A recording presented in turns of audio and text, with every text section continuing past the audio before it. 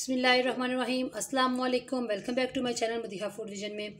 आज मैं अपने दोस्तों के लिए लेके आई हूँ बहुत ही मज़ेदार से झटपट बनने वाली रेसिपी, जो कि फिंगर फिश हम लोग बना रहे हैं इसको घर में। ये बहुत ही ज़बरदस्त ईजी है और बहुत ही ज़बरदस्त इंशाल्लाह बन के तैयार होगी।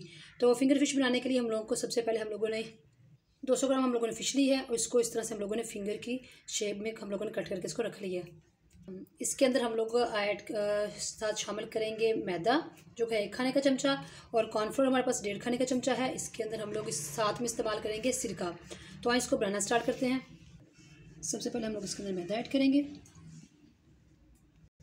कॉर्नफ्लोर ऐड करेंगे, इसके अंदर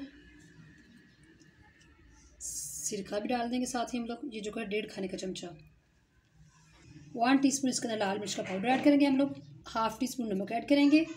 1/2 टीस्पून सूखा धनिया हम लोग ऐड करेंगे। 1/2 टीस्पून हम लोग इसके अंदर मिक्स मसाला ऐड करेंगे।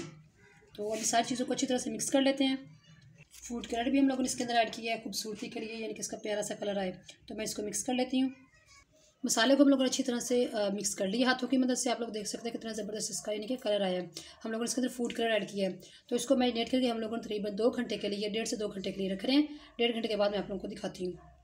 जी, तो आप लोग देख सकते हैं 2 घंटे हो चुके हैं इसको मैरिनेट करके रखे हुए। तो अब मैं आपको बताती हूँ कि मैं इसको फ्राई किस तरह से कर रही हूँ। तो इसके लिए हम लोगों ने सबसे पहले लिए हैं ब्रेड क्रम्स। तो इस तरह से हम लोगों ने इसका एक एक पीस लेना है और इसको अच्छी तरह से हम लोगों ने क्रम्स लगा लेने हैं। दूसरे हाथ से हम लोग इसके ऊपर क्रम्स लगा लेंगे।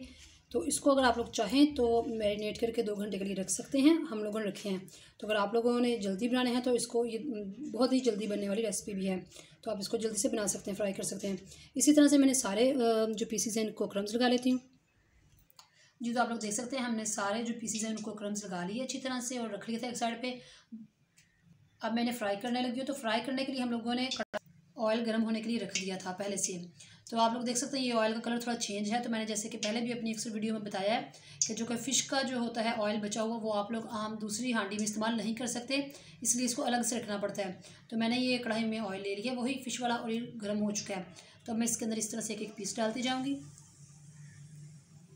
मीडियम आँच के ऊपर हम लोग इसको तकरीबन 3 मिनट के लिए अच्छी तरह से फ्राई कर लेते हैं। तो जब 3 मिनट के बाद मैं आप लोगों को दिखाती हूँ।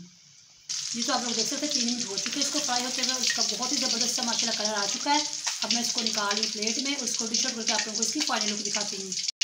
जी, तो आप लोग देख सकते हैं हम लोगों ने फ़िश फिंगर जो है फ्राई कर लिए हैं। बहुत ही ज़बरदस्त माशाल्लाह इनका कलर और इनका टेस्ट आया है। तो ये बहुत ईजी है, आप लोग इसको झटपट से घर में बना सकती हैं।